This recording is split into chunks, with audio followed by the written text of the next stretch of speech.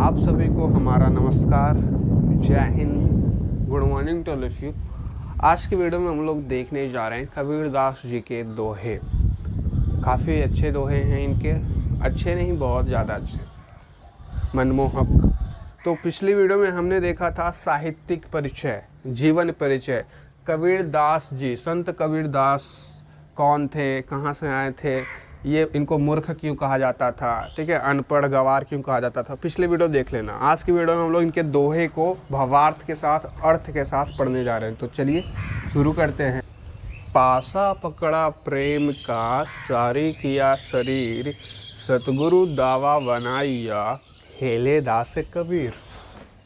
तो यहाँ पर जो पासा लिखा गया है, इसको देख करके एक चीज़ तो आपको याद आ रहा होगा, पासा लूडो का खेल आपने बहुत खेला होगा आज के टाइम पे। तो पुराने ज़माने में क्या हुआ करता था, चौसर का खेल हुआ करता था, उसमें पासा वगैरह बहुत अच्छे से यूज़ हुआ करता था। जैसे कि शकुनी मामा महाभारत में आपने देखा होगा, ठीक है। तो वो लोग क्या करते थे, चौसर का खेल खेला करते थे और उसमें पासा वगैरह होता था।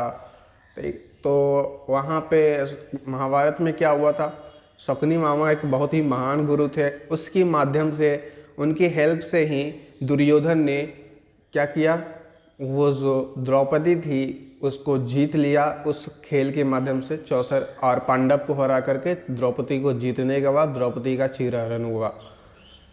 तो गुरु कितने ज़्यादा इम्पोर्टेंस हैं, कितना महत्व है। शकुनी मामा जैसे गुरु ना होते तो क्या दुर्योधन जीत पाता। तो यहाँ पर भी जो है कबीरदास जी समझाना चाहते हैं गुरु के महत्व को, प्रेम के महत्व को। पासा पकड़ा प्रेम का, कबीरदास जी कहते हैं हमने प्रेम का पासा पकड़ लिया है, ठीक है। सीखने की प्रवृत्ति जो होती है, एक अच्छा छात्र मैं बन चुका हूँ और शरीर को एकदम पूरी तरीके से सारी कर दिया है, बिछा दिया है। सारी मतलब देखा होगा वो चौसर के खेल में जो बिछा हुआ रहता है गोटी वगैरह, उसको बोलते हैं। तो इन्होंने अपने शरीर को सारी कर दिया है। और यहाँ पर सतगुरु दावा बताइए, सतगुरु जो है यानी शकुनी मामा ने दावा बताते गया, तभी तो दुर्योधन जीता ना। उसी तरीके से सतगुरु दावा बताइया, गुरु जब हम लोग के टीचर जो होते हैं दाव बताते हैं और उसके अकॉर्डिंग हम लोग काम करते हैं। आजकल के जो टीचर्स होते हैं अच्छे अच्छे, वो लोग भी हम लोग को अच्छे अच्छे निर्देश देते हैं, हम लोग को अच्छी अच्छी चीज़ें बताते हैं, बोलते हैं बेटा ये करो, ये नहीं, ये गलत है, ये करोगे तो ज़्यादा सक्सेस मिलेगा। इस तरीके के टीचर आपको आपके आसपास मिलेंगे। लेकिन आज के टाइम पे बहुत कम टीचर हैं जो आपके लाइफ के बारे में इतना अच्छा सोचते हैं, ठीक है, बहुत कम मिलते हैं। तो यहाँ पर भी वही बताया गया, सतगुरु दावा बताते हैं, बताइए। और उसके बाद स्टूडेंट्स खेलते हैं, खेले दास कबीर। दास का मतलब यहाँ पर होता है संपूर्ण समर्पण करने वाला दास, ठीक है। दास मतलब क्या हुआ, स्टूडेंट और दास में अंतर होता है। एक स्टूडेंट होता है जो आता है क्लास में, पढ़ता है, हाँ हूँ करके चला जाता है। एक जो स्टूडेंट होता है एकदम मन से आता है, पढ़ता है, हर चीज़ टीचर की बातों को नोटिस करता है और एक एक चीज़ को पूरी तरीके से अच्छे से पढ़ता है, तो उसको बोलते हैं संपूर्ण समर्पण रखने वाला स्टूडेंट को, छात्र को दास कहते हैं। तो कबीरदास जी थे और कबीरदास जी अपने गुरु के महत्व को बता रहे थे। सतगुरु दावा बताते जाते हैं और कबीरदास जी खेलते जाते हैं। यानी खेलने का मतलब वो सब नहीं, यहाँ पर कंपेयर क्या किया गया, लाइफ से खेल को कंपेयर किया गया। तो यहाँ पर सतगुरु यानी गुरु दाव बताते जाते हैं और कबीरदास जी उसको फॉलो करते हैं और लाइफ सक्सेसफुल हो जाती है। तो आपके पास में अगर कोई ऐसे अच्छे टीचर्स होंगे तो आप लोग उनसे, उनकी बातों को माना करिएगा। जो कहते हैं आपके लिए कहते हैं, अच्छे के लिए कहते हैं, ठीक है। तो इसको हम लोग समझते हैं, आप समरी करते हैं, इतना मैंने बस समझाने के लिए बोला, ठीक है। अब इस दोहे के अर्थ को संक्षेप में, शॉर्ट में आप लोग एग्जाम में इस तरीके से लिखिएगा। कबीरदास जी गुरु के महत्व को, प्रेम के महत्व को समझाते हुए हम लोग से कहते हैं कि मैंने प्रेम के पासे बना लिए हैं और इस शरीर को गोटी बना ली है, शरीर को सारी कर दिया है। मुझे मेरे सद्गुरु यानी गुरु इस खेल की चाल बता रहे हैं और मैं भक्ति का खेल खेल रहा हूँ, अर्थात परमात्मा की भक्ति में जीवन रूपी खेल को खेल रहा हूँ, ठीक है। उनकी हर बातों को मान रहा हूँ और सफलता ऐसे करने से जरूर मिलती है।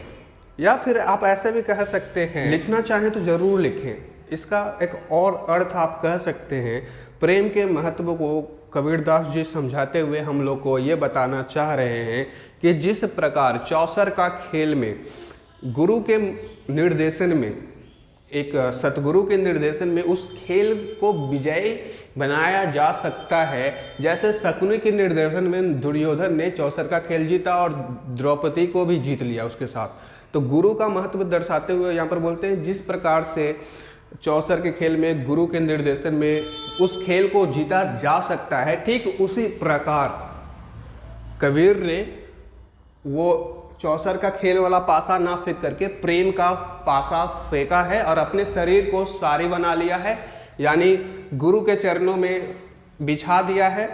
ठीक है, और सतगुरु दावा बता रहे हैं उनको, वो उनको पालन कर रहे हैं, उनको सुन रहे हैं और संपूर्ण समर्पण के साथ जिस प्रकार से गुरु निर्देश दे रहे हैं उनको फॉलो करते जा रहे हैं। उसी प्रकार लाइफ में अगर ऐसा करते हैं तो कभी ना आपको असफलता का मुंह आपको देखना नहीं पड़ेगा, आप हमेशा लाइफ में सफलता ही पाएंगे। ठीक है, तो संपूर्ण समर्पण खेले दास कबीर, समझ गए? दास मतलब संपूर्ण समर्पण रखने वाला स्टूडेंट। तो यहाँ पर इसका यही अर्थ होता है। आई होप इस पे काफ़ी ज़्यादा टाइम दिया है, हम लोग अब दूसरे दोहे पे चलते हैं और उसको भी समझना है। मन मथुरा दिल द्वार का, काया कासे जानी, 10वां द्वार देहुरा, तामे ज्योति पछानी। अब इस लाइन में दो दो चीज़ लिखी गई है, मन मथुरा दिल द्वारिका। अच्छा, मथुरा द्वारिका सुनते ही आपके दिमाग में वो क्या विजुअल्स, मतलब क्या बनता है, कौन सा चित्र उत्पन्न होता है, दिखता है आपके मन में या फिर दिल में, वो बस कमेंट करके आपको बताना है।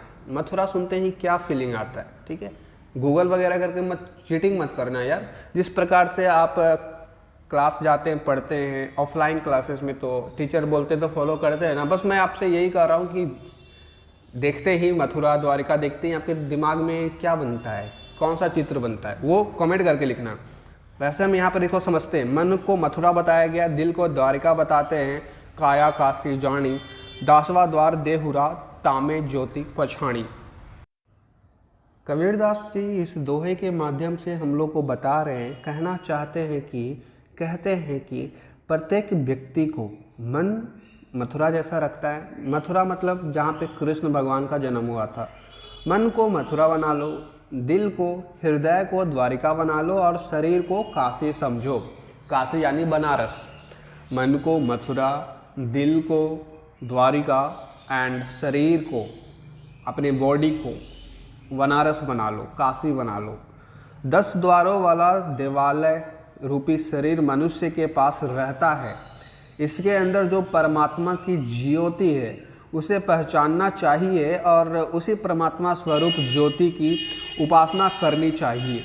आपके अंदर जो बैठे हुए हैं परमात्मा, उसको पहचानिए। मतलब अपने अंदर के जो होता है ना, कि अपने आप को जानिए और उसको पहचानिए। ठीक है, उस ज्योति को पहचानिए और उसकी परमात्मा स्वरूप ज्योति की उपासना करनी चाहिए। ठीक है, अतः भगवान के दर्शन के लिए तीर्थों एवं देवालयों में भटकना व्यर्थ है। तो समझ रहे हो कबीरदास जी क्या कहना चाह रहे हैं? मन को साफ रखो और मन को मथुरा बना लो। ठीक है, दिल को द्वारिका बना लो, मतलब अपने आप को, अपने अंदर के परमात्मा को समझो, ये कहना चाह रहे हैं। और शरीर को काशी बना लो।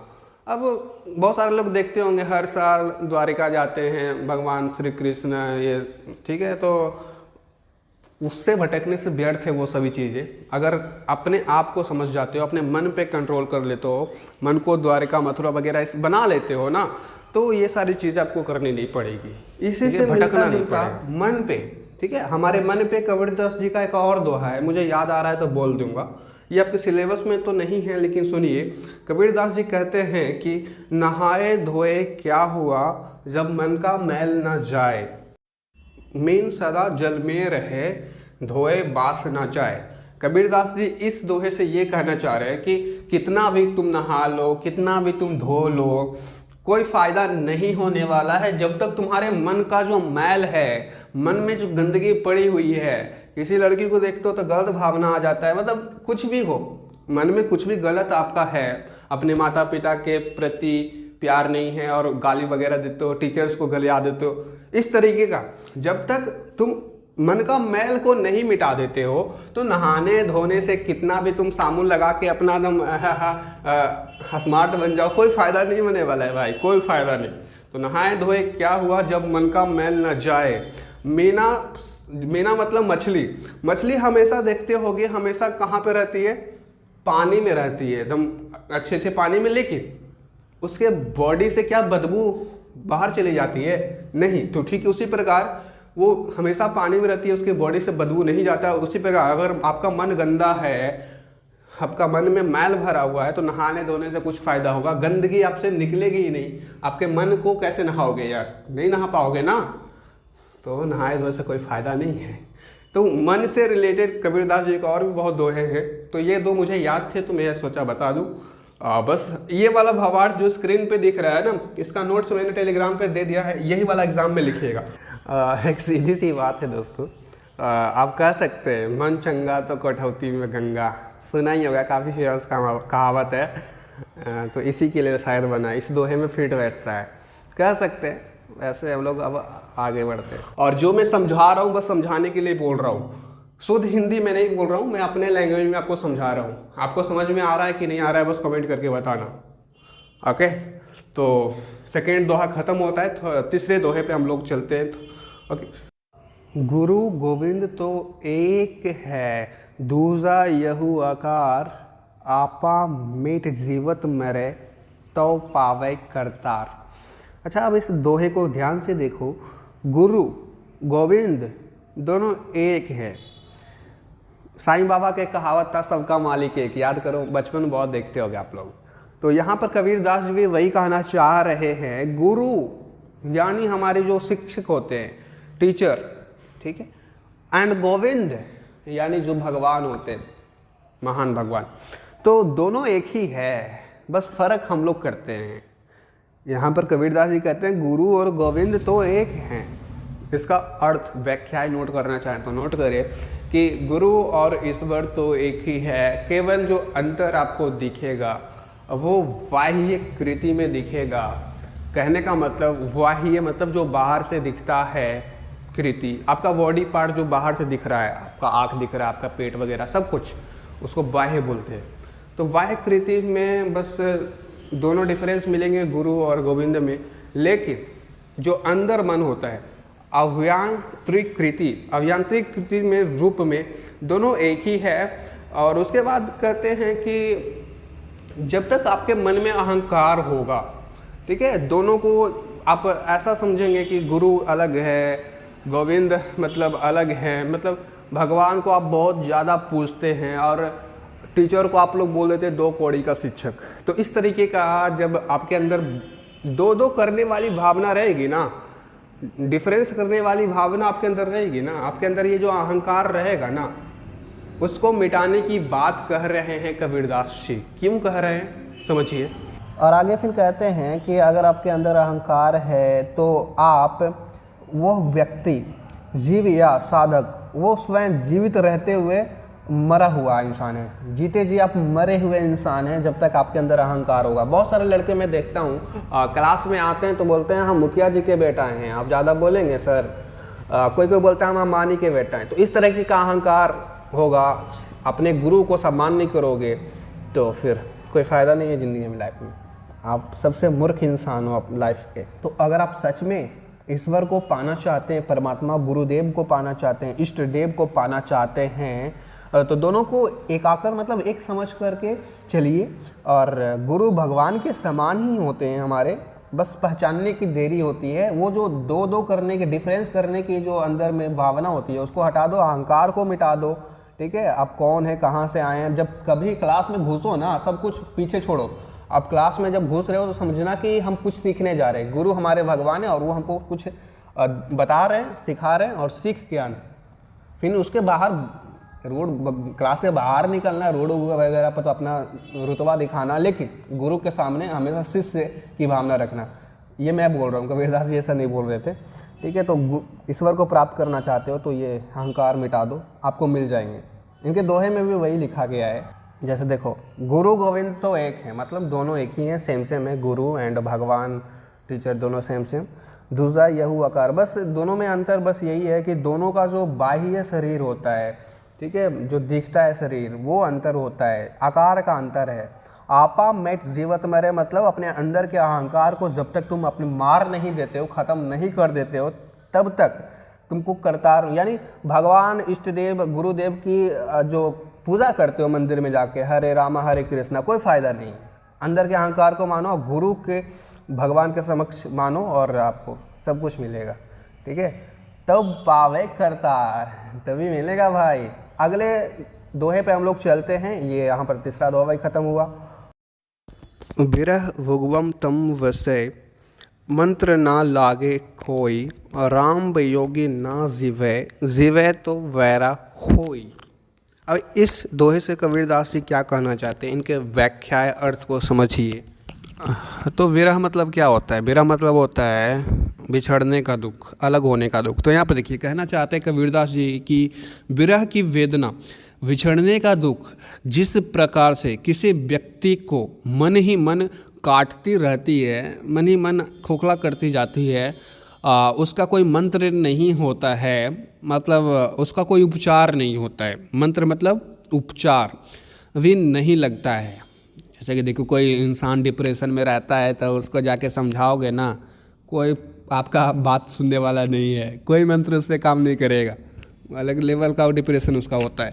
उसी तरीके से विरह की वेदना जिस प्रकार किसी व्यक्ति को मन ही मन काटती रहती है, उस पर कोई मंत्र या उपचार काम नहीं करता है, ठीक उसी प्रकार ऐसे ही राम से प्रेम करने वाले व्यक्ति, यानी कबीर या फिर और कोई भी, हनुमान जी जो राम से प्रेम करते हैं, तो ऐसे ही राम से प्रेम करने वाले व्यक्ति को भी मन ही मन संताप रहता है और मन में विरह का सांप काटता रहता है। संताप मतलब सांप होता है, तो मन में विरह का, दुख का, बिछड़ने का दुख का सांप काटता रहता है और उसका जीवित रहना संभव नहीं होता है। यदि वह जीवित रह भी जाए तो उसे लोग पागल के समान मानते हैं।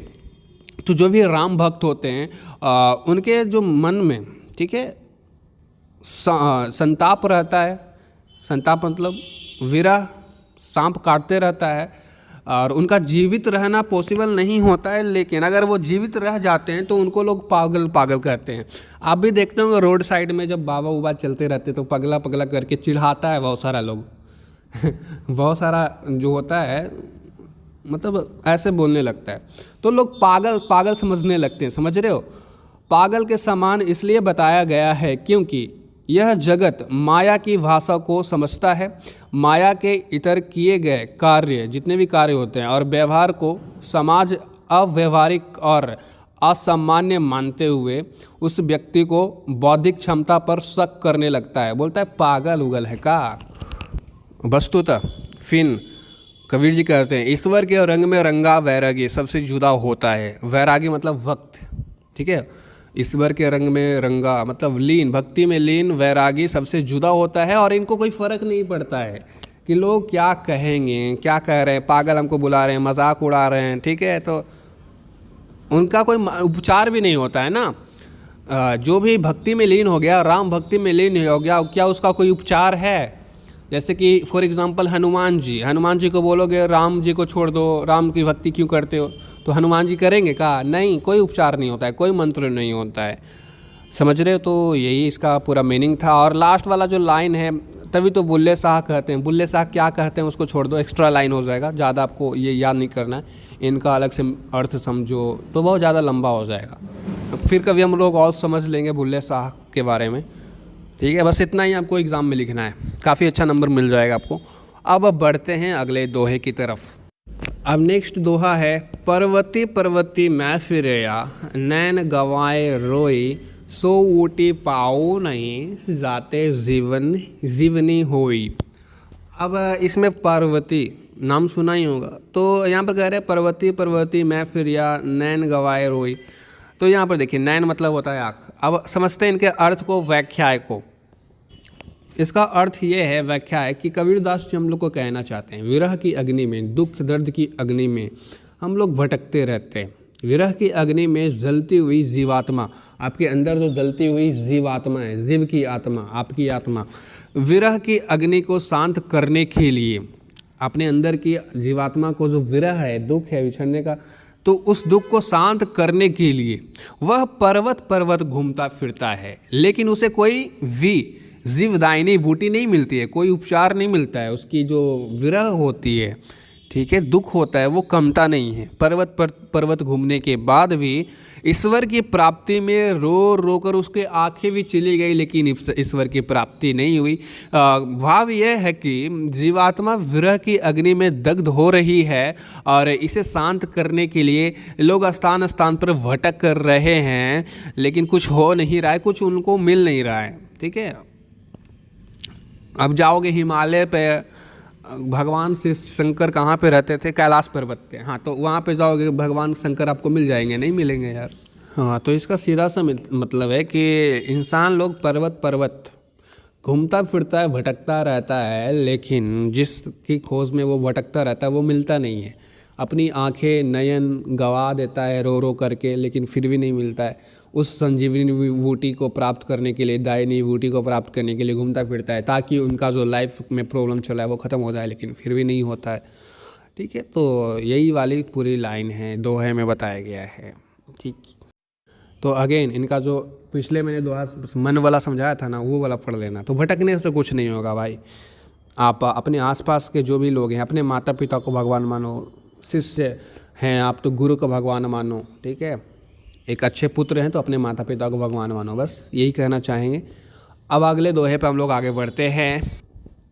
यहू तन जारो मासी कर रो, लिखो राम का नाऊ, लेखनी करूँ करंक की, लिख लिख राम पठाऊँ। अब इस दोहे में कुछ ऐसे शब्द हैं जो काफ़ी कठिन हैं, ठीक है, समझना मुश्किल है, तो मैं उसका शब्द का मीनिंग लिख देता हूँ, आप लोग कॉपी में नोट डाउन करिएगा। अब इन दोहे से हमारे कबीरदास जी हम लोगों को क्या बताना चाह रहे हैं, इनका व्याख्याय को समझते हैं। अब इस दोहे का प्रसंग आप लिख सकते हैं कि इस दोहे में जो एक जीवात्मा है, कबीरदास जी मतलब नॉर्मल जीवात्मा को परमात्मा से मिलने की जो व्याकुलता है वो दर्शाई गई है। ठीक है, हम लोग भगवान से मिलने के लिए कितना व्याकुल हैं वो दर्शाया गया है। यह है इनका प्रसंग। अच्छा, प्रसंग क्या होता है और व्याख्या क्या होता है, दोनों अलग चीज़ होती है। प्रसंग में बस बेसिकली ये होता है कि इस दोहे में क्या कहा जा रहा है, किसकी महत्वता को बताई जा रही है, किन के बारे में बात की गई है, वो होता है प्रसंग। हम लोग इससे बात करेंगे। ठीक है, वैसे आप सभी दोहे में प्रसंग लिखना चाहें तो लिख लीजिएगा। मैंने पिछले सभी दोहे में बताया किन की महत्वता को बताई गई है, किन के बारे में बात की गई है, तो वही होता है प्रसंग। अभी व्याख्या को समझते हैं। इस दोहे में कबीरदास जी हम लोग को कहना चाह रहे हैं, मतलब बताना चाह रहे हैं कि कबीरदास जी को भगवान से मिलने की कितनी व्याकुलता है। मतलब देखो, कहते हैं कि विरह का अंग देह में, कबीर जी कहते हैं कि मैं अपने तन को जला करके स्याही बनाना चाहता हूँ। अपने पूरे तन यानी पूरे शरीर को जला करके स्याही बनाना चाहता हूँ। फिर शरीर जब जल जाएगा तो बचेगा क्या अंत में? अंत में शरीर जलने के बाद कंकाल बचता है, तो बोलते हैं अंत में कंकाल रह जाएगा और उसी कंकाल में जो हड्डियाँ होती है, हड्डियों को मैं स्याह मतलब लिखूँगा, उसी हड्डियों से लिखूँगा, अपनी लेखन को तैयार कर लूँगी। मतलब अपने कंकाल, अपने हड्डी को बोल रहे हैं कि पेन बना लेंगे। ठीक है, तो उसको लेखनी बनाने की बात कही है।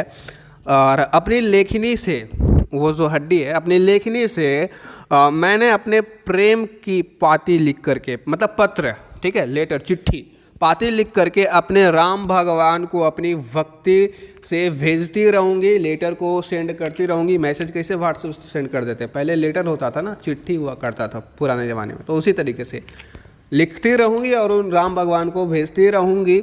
इस तरह से वो हमेशा के लिए मेरे हो जाएंगे। मतलब उनको चिट्ठी जाएगी और राम भगवान देखेंगे कि वाह मेरा कितना बड़ा भक्त है, मतलब अपने शरीर को जला लिया है, स्याही बना लिया है और हड्डी को मतलब लेखनी कलम बना लिया और उसको लिख, तो राम भगवान प्रसन्न हो जाएंगे और उससे क्या होगा, वो हमेशा के लिए मेरे हो जाएंगे। इस तरह से वह खुश होकर के मुझे अपने दर्शन दे देंगे। ठीक है, तो इस तपस्या का उनको फल मिलेगा, वही वाली बात है। इस तरीके से राम भगवान खुश होकर के मुझे अपने दर्शन दे देंगे। तो अब देख रहे हो कि इस दोहे में कितना व्याकुलता है मिलने की। ठीक है, तो बहुत ही ज़्यादा विरह है, व्याकुलता है मिलने की भगवान से। और साफ साफ दिख रहा होगा, अपने शरीर को जला करके स्याही बना लूँगी।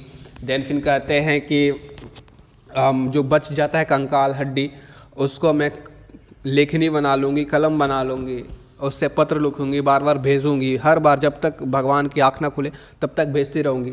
एक न एक दिन ऐसा आएगा कि वो देखेंगे, फिर वो अपना दर्शन मुझे दे देंगे। तो समझ रहे हो कितना ज़्यादा है मतलब व्याकुलता। अब ये है इनका अर्थ। अब अगले दोहे में पढ़ते हैं। सतगुरु सांचा सूरीवा सवद जू वाहु एक, लागत ही वह मिली गया फाड़िया काले छे। अब देखिए इस दोहे में कबीरदास जी क्या कहना चाहते हैं। इनके प्रसंग में आप लिख सकते हैं कि क्या बहताना चाह रहे हैं इस दोहे से। फिर व्याख्या को भी समझते हैं हम लोग। इस दोहे का यह प्रसंग है कि सतगुरु ने अपने गुरु के महत्व को इस दोहे में बताया है। सतगुरु मतलब गुरु के, और उनकी जो प्रभाव है उनके ऊपर उसको दर्शाया है। सतगुरु सांचा सूरीवा, इसका व्याख्या ये है, कबीरदास जी कहते हैं कि सतगुरु सच्चा सूरवीर है। सूरीवा मतलब सूरवीर है। जिस प्रकार से सच्चा सूरवीर एक ही वान में काम तमाम कर देता है, उसी प्रकार से जो गुरु होते हैं, शिक्षक होते हैं, हमारे टीचर होते हैं, एक शब्द ज्ञान रूपी तीर से शिष्य को भूमि में मिला देते हैं। ठीक है, तो एक महान शिक्षक की बस एक शब्द ही काफ़ी होता है। समझ रहे हो? कहते हैं कि उसी प्रकार से गुरु एक शब्द ज्ञान रूपी तीर से, शब्द ज्ञान रूपी तीर से शिष्य को भूमि में मिला देते हैं, अर्थात उसके भीतर एक अहम समाप्त कर देते हैं। अहम मतलब अहंकार को समाप्त कर देते हैं, और गुरु जो अपने शिष्य को अच्छे मार्ग पे ले जाते हैं। ठीक है, रास्ता दिखाते हैं। जो लड़का भटका हुआ रहता है, गलत कामों में रहता है, उसको थोड़ा रास्ते पे लाते हैं। ठीक है, गुरु एक शब्द का इतना व्यापक प्रभाव है कि साधक के हृदय में इस शब्द रूपी वान को लगते ही अहंकार को तो विलीन कर दिया जाता है, और चित्त पर वह शब्द रूपी वान का अपना व्यापक प्रभाव छोड़ता है। आपके चित्त, आपके मन, आपके अंतरात्मा पर, जिससे वह विषय वासना से दूर हो जाता है और वह इंसान अच्छा हो जाता है। और यहाँ पर समझिए, यहाँ पर लिखा हुआ है विषय वासना। यह एक सांस्कृतिक शब्द है। ठीक है, इसका हिंदी में मतलब होता है काम वासना। आपने CID वगैरह देखा होगा तो बहुत देखा होगा। देखो, प्यार, काम वासना, वासना प्यार में बहुत अंतर होता है, समझिएगा। वासना वाले कॉलम को देखिएगा। मनो विनोद की भावना, सुख, भोग, मौज, मस्ती, विलासपूर्ण नकारात्मक इच्छाएं। जैसे कि कोई किसी लड़के से आप प्यार किए या किसी लड़का से आप प्यार किए, तो वासना वाला फीलिंग है, मतलब उससे फ़ायदा उठा रहे हैं, मौज मस्ती करने के लिए उससे प्यार किए हैं बस, तो वो हो गया वासना। और प्रेम तो प्रेम होता है, समझते ही होंगे, पढ़ लेना स्क्रीनशॉट लेकर के। तो वासना अच्छा चीज़ नहीं होता है, इसको मुक्त करने के लिए इस दोहे में बताया गया है कबीरदास जी के द्वारा। इससे दूर कैसे होया जाए वही बताया गया है। ओके, तो ये रहा। अब हम लोग आगे बढ़ते हैं अगले दोहे पे। चकवी विछूटे रैन की आई मिली परवाती, जे जन विछूटे राम शू ते दिन मिले न राती। इस दोहे का क्या अर्थ है? इस दोहे का सबसे पहले प्रसंग देखते हैं, क्या कहना चाहते हैं। ठीक है, किनके बारे में यहाँ पर बात की गई है। ये कुछ इसके डिफ़िकल्ट शब्द हैं, उनके मीनिंग है, लिख लीजिएगा। अब देखिए व्याख्या समझते हैं कि चकवा और चकवी पक्षी यदि रात्रि को, चकवा चकवी मतलब पक्षी, यदि रात्रि को एक दूसरे से बिछड़ जाते हैं तो वो प्रभात होने पर पुनः मिल जाते हैं, सुबह होने पे पुनः मिल जाते हैं। रात में अगर बिछड़ गए हों तो रात में तो मिलना पॉसिबल नहीं है, अंधेरा होता है, लेकिन वो दिन में पक्षी चकवा चकवी दोनों मिल जाते हैं।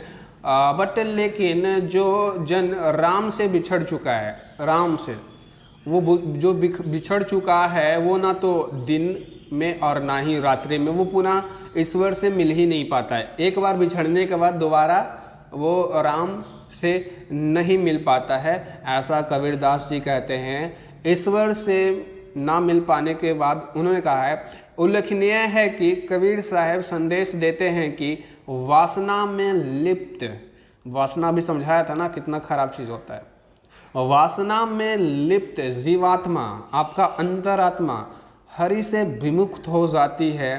ठीक है, बस आपके मन में गंदगी भरी हुई रहेगी जब आपके अंदर वासना होगा। और माया का भ्रम कुछ ऐसा होता है कि जो उस व्यक्ति मार्ग की तरफ अग्रसर नहीं होने देता है। ठीक है, अच्छे कामों में आपको आगे नहीं ले जाएगा। वो जो वासना आपके अंदर अगर होगा तो वो गलत काम ही करवाएगा आपसे और गलत ही सोचेंगे, और वो जो मार्ग होता है भक्ति मार्ग की तरफ अग्रसर नहीं होने देता है। अतः चकवा चकवे के उदाहरण से कबीर साहब का यह संदेश देते हैं कि जीवात्मा को ईश्वर के नाम सुमिरन के लिए सदैव प्रयत्नशील रहना चाहिए और माया को समझना चाहिए, और माया को समझ करके माया से दूर रहना चाहिए, वासना वगैरह से दूर रहना चाहिए। अगर एक बार उसमें घुस गया ना तो निकलना बहुत मुश्किल हो जाएगा, जिससे उसका हरि से मिलना संभव हो पाएगा। अगर आप ये गलत कामें छोड़ देते हैं तो आप हरि से, भगवान से, गुरुदेव से, ठीक है, इष्ट देव से मिल पाएंगे, संभव हो पाएगा। तो यहाँ पर चकवा चकवी पक्षी के बिछड़ने का जो कंपेयर किया गया है वो हमारे अंदर आत्मा जब जीवात्मा वासना में चला जाता है उससे कंपेयर किया गया है। तो समझ गए, तो ये सभी चीज़ों से दूर रहिए। ठीक है, ये हुआ हमारा। अगला दोहा अब हम समझ सकते हैं। बहुत दिनन को जोवती वाट तुम्हारी राम, जीवे तरसे तुझ मिलन के मनी नाही विश्राम। ठीक है, इसमें भी देखो तरसे, समझ में आ रहा है किसके बारे में बात की गई। तो इस दोहे में कबीरदास जी कहना चाह रहे हैं, इस दोहे का प्रसंग ये है, इसमें भी भगवान जो परमात्मा हैं उनकी महत्वता को बताई गई है, और इसमें भी वही वाली बात है, जीवात्मा पूर्ण ब्रह्मा से मिलने के लिए व्याकुल है, तड़प रहा है। ठीक है, तड़प है अंदर से। अभी थोड़ी देर पहले हमने एक और देखा था, व्याकुलता वाला दोहा देखा था ना, उसी से मिलता जुलता ये भी है। इसका व्याख्या समझिए, इसका कुछ वर्ड मीनिंग है, इसको आप नोट डाउन कर लीजिएगा। ओके, कुछ कठिन शब्द हैं, उसका अच्छी शब्द का मीनिंग है। ओके, अब यहाँ पर इसका व्याख्या समझते हैं। जीवात्मा यानी आपका आत्मा, अंतरात्मा पूर्ण परम ब्रह्मा से मिलने के लिए व्याकुल है और विरह दुख में तड़प रही है। वह हरि से करुणा पुकार करती है, हरि यानी भगवान से करुणा पुकार करती है, और उसे राह देखते देखते बहुत दिन बीत जाते हैं, बीत गए हैं, बहुत वक्त हो गया है। देखिए, बहुत दिन की जोबिती मतलब बहुत दिन बीत चुका है। यह आत्मा आपसे मिलने को तरस रही है और मन में विश्राम नहीं है, मन बेचैन है पूरी तरीके से। फिर आगे भी वही वाली शब्द लिखी गई है, आत्मा परमात्मा में एकाकार होने के लिए, मिलने के लिए चिराग काल से व्याकुल है। ठीक है, ऐसी स्थिति में वह इस जगत में स्वयं को बेचैन पाती है। और इस दोहे में स्वाभाविक रूप से क्या बताया गया है, अलंकार का उपयोग हुआ है। देखेंगे तो अलंकार क्या होता है हम लोग व्याकरण में समझेंगे। बस यहाँ पर इतना ही याद रखना है, कौन व्याकुल है और क्यों व्याकुल है। कबीरदास जी व्याकुल है ब्रह्मा से मिलने के लिए, उनका ही दोहा है तो वही व्याकुल होंगे ना। और आज के टाइम पे हम लोग भी होते हैं, बहुत सारे पुजारी को देखते होंगे, बहुत ही ज़्यादा पूजा करते हैं, व्याकुल होते हैं एक तरीके से मिलने के लिए। तो इस दोहे का यही अर्थ है, जो लिखा गया है इस स्क्रीन पे वही लिखिएगा, जो मैं समझाता हूँ वो एग्ज़ाम में मत लिख दीजिएगा, क्योंकि मैं जो समझा रहा हूँ वो उसमें इंग्लिश भी बोल रहा हूँ, कुछ हिंदी वाला वर्ड, कुछ फालतू वर्ड मतलब समझाने के लिए एग्जाम्पल लेके बोल रहा हूँ, तो वो सभी नहीं लिखना है। इस स्क्रीन पे जो लिखा है वो एग्ज़ाम में आपको लिखना है, समझना है जो मैं समझा रहा हूँ उससे। अगले इस दोहे पे हम लोग बढ़ते हैं। कबीर लहरी संबंध की मोती बिखरे आई, बगुला वेद न जान ई, हंसा चुनी चुनी खाई। ठीक है, यहाँ पर बगुला, हंसा, मोती, ठीक है, ये सभी की बात कही गई है। तो इस दोहे से कबीर जी का क्या कहना चाह रहे हैं, क्या संदेश देना चाह रहे हैं, क्या प्रसंग है इस दोहे का। इस दोहे से कबीर जी हम लोग को समझा रहे हैं, कहते हैं कि समुद्र की लहर, ठीक है, कबीर लहरी समुद्र की लहर में मोती आकर के बिखर गई है। बगला उसको वेद नहीं जानता है, बगला को पता ही नहीं चल रहा है कुछ ही है, पनिया में कुछ ही गिर गया है, तो उसका भेद वो नहीं जान रहा था। लेकिन परंतु हंस जो होता है उन्हें चुन चुन कर खा रहा है, यानी हंस को भाली भांति पता है कि ये मोती गिरा हुआ है, खा लो, तो हंस उसको खा रहा है। ठीक है, इसका सीधा सा अर्थ बनता है, जैसे बगुला को नहीं पता चल रहा था समुद्र में मोती क्या है, लेकिन हंस उसको चुन चुन कर खा रहा था। ठीक उसी प्रकार से हम लोग इंसान कहना चाह रहे हैं कबीर कि हर कोई जो यहाँ पर धरती पर इंसान है उसको हर चीज़ का नॉलेज नहीं है, जानकार नहीं है। इसका अर्थ यही है कि किसी भी वस्तु का महत्व जानकार ही जानता है। जैसे कि एग्जाम्पल से समझाता हूँ, एक मैथमेटिक्स के टीचर हैं, मैथ के टीचर हैं, उनको मैथ बहुत अच्छे से आता है। अब उन मैथ के टीचर को बोलोगे जाके बायोलॉजी पढ़ाएंगे, या फिर बायोलॉजी के टीचर को बोलोगे जाके मैथ पढ़ा पाएंगे। या फिर जो सोनार होता है उसको सोने की परख बहुत अच्छे से होती है। अब कोई लोहार को बोलोगे सोना पहचानने या सोने को परख पाएगा? नहीं परख पाएगा। तो वही वाली बात है, अगर आपके अंदर भी टैलेंट कुछ है, आप कर कुछ और रहे हैं, तो अपने टैलेंट को पहचानिए, समझ रहे, और उसको परखिए, और आपको आपसे ज़्यादा कोई नहीं जानता है, समझ रहे हो। इस तरीके से आपका ये ख़त्म हो गया। Okay, tata bye bye. अभी हम थोड़े से और बात करते हैं। इस दोहे से हम आपको क्या समझाना चाह रहे हैं कि कोई आप जैसे कि आप कुछ गाने में अच्छे होंगे, लड़के कुछ करने में आपके अंदर कुछ ना कुछ क्वालिटी होगा जिसमें आप महान सक्सेस पा सकते हैं, महान बन सकते हैं। लेकिन घर के प्रेशर की वजह से, फैमिली प्रेशर की वजह से आप नीट वगैरह करने लग जाते हैं, ये वो दिस डैट, तो आपसे ज़्यादा आपको कोई नहीं जानता है। ध्यान रखना, आपके अंदर जो भी कला है, जो भी टैलेंट है, उस पर काम करते रहो, चुप चुप कर ही सही। घर में अगर नहीं सब सपोर्ट करते हैं तो लेकिन करते रहो, सक्सेस ज़रूर मिलेगी। ठीक है, क्योंकि महत्व, वस्तु का महत्व जानकार ही जानता है। ठीक है, एक आर्टिस्ट ही जानता है कि आर्ट का क्या महत्व होता है।